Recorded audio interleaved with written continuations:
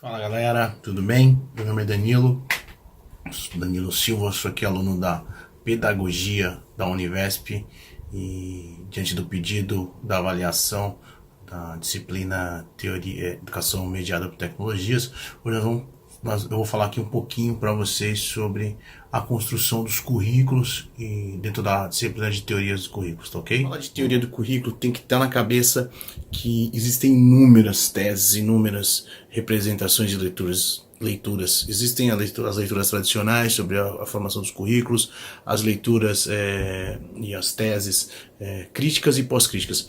Todas elas têm em comum um entendimento, com maior ou menor grau, que o currículo nada mais é do que o que aparece no currículo, que está lá na folha para você aprender, é basicamente fruto das relações sociais, independente se elas se dão pela questão econômica, como diria Marx, ou se elas se dão por outras questões sociais. Então essa é a primeira coisa que você tem que pôr na cabeça quando a gente está falando de currículo. Outra coisa importante quando falamos de currículo é entender que o currículo não é meramente aquele papel onde estão as coisas, onde estão as matérias, as disciplinas que você vai aprender. Aquilo é o resultado de um processo vivo, de um conjunto de discussões, de debates que passam por vários contextos de influência, que é isso que eu queria falar um pouco, vários contextos, entre eles o de influência, o de prática e o contexto de produção. O contexto de influência, acho que a gente pode pegar, por exemplo, a política da reforma do ensino no estado de São Paulo, acho que há 2 anos atrás mais ou menos, estamos em 18, então estou falando aí de 2016, 2015, aonde teve grande repercussão. O que foi aquilo?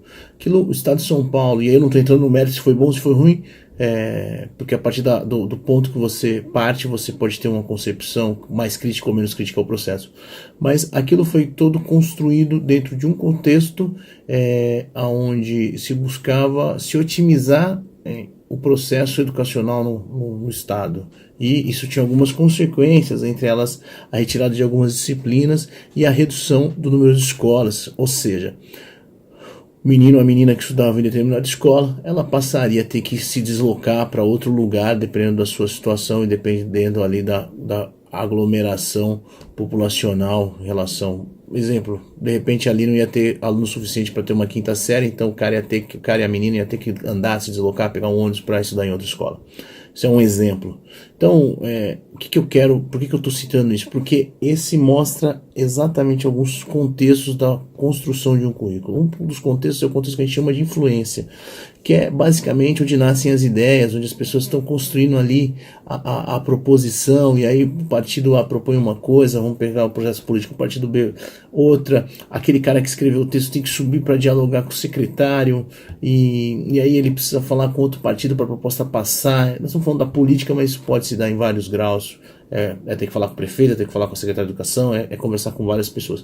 E toda vez que você tem esse debate, você está trazendo ali aquela disputa ideológica que está na sociedade, ela vem para dentro do currículo. Então, esse é um dos processos, esse é um contexto que a gente chama de contexto de influência. O outro é o contexto de produção, que é para além dos debates, é quando isso começa a ser escrito e começa a ser produzido, idealizado, seus modelos. É quando a pessoa que está responsável por formular a política, a partir dessas inúmeras influências, ela começa a produzir o contexto. E imagine o que é você sentar na segunda-feira para construir um currículo com o governo Dilma e no sábado você fechar com o governo Bolsonaro. E aí, independente das concepções políticas, são visões muito distintas do processo educacional no Brasil, e não quero aqui entrar no mérito. Mas essa pessoa que escreveu isso a partir desse conjunto de influências, para botar no papel, ele vai ter que muitas vezes atender interesses e concepções distintas. Isso pode transformar o texto em algo incoerente. E o mais importante de tudo, que é o contexto, na minha visão, óbvio, o contexto da prática, que é onde nós que seremos professores, vamos colocar nossa mão, vamos pegar todas aquelas bobagens que alguém escreveu, que a gente concorda ou que não concorda, estou brincando, óbvio, bobagem, mas pegar aquilo tudo e tentar transformar em algo concreto. E aí não tem jeito. O cara pode escrever o que ele quiser lá, ele pode formular uma política extrema-direita, extrema-esquerda, conservadora, revolucionária.